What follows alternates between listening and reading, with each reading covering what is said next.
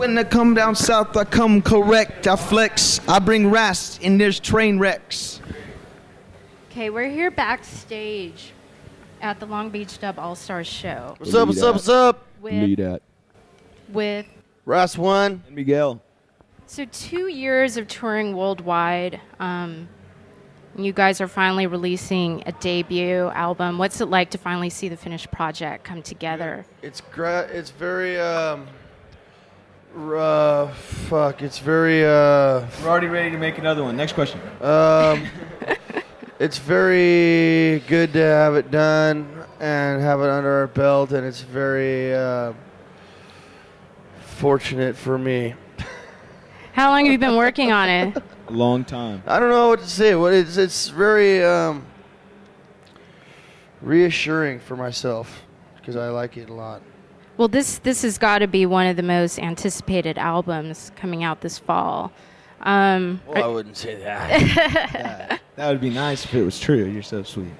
How did it come together? You guys brought in a lot of reggae stars like HR of Bad Brains, Barrington Levy, Half Pint. Everyone has their own story, but in some way or another, they're related to essentially Sublime in some way. Okay. HR Sublime was just back in band a few times. We've known him for years. Half Pint basically wrote the melody for What I Got, and we've been listening to him for years. Barrington Levy, Saw Red, and then once we met him, we sort of was like, why don't you try to jam with us sometime or whatever, and then just we got lucky. We timed things when they would come through and put some shows together, House of Blues, and from that we moved to the studio and record. And all the while we were doing this, we had our original material going. So that's why it took so long, because we sort of just did everything in its own time and place as it fell. Because you had so many guests coming in. Yeah, we'd do the guests when it was convenient for them, when they'd blow through town, and we'd fill the holes with, our own songs that we were writing and this and that. Were you starstruck at all? Kinda. What do you think, Raz?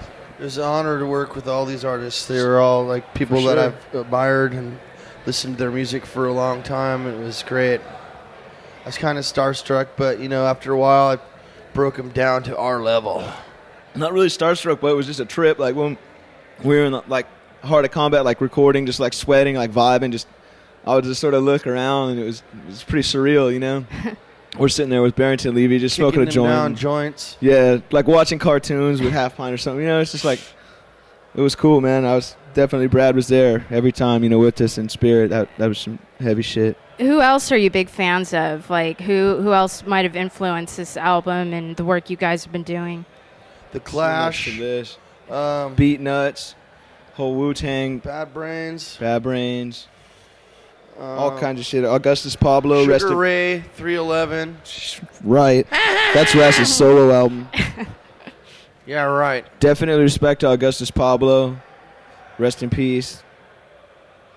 Brad. Dennis Brown, rest in peace. Just Dennis Brown. away. Who else? Too many to list. Really? Yeah, too many to list, man.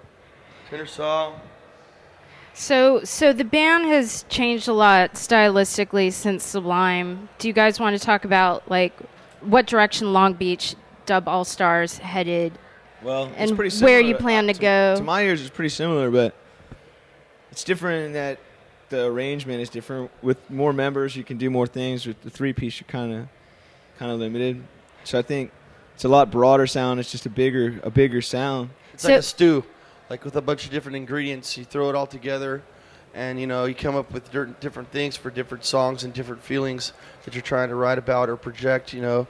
As it's we have a formula pretty much, and we aren't going to go out and learn how to play it better or worse or learn how to change into Iron Maiden or anything. You know what I mean? But I like Iron Maiden.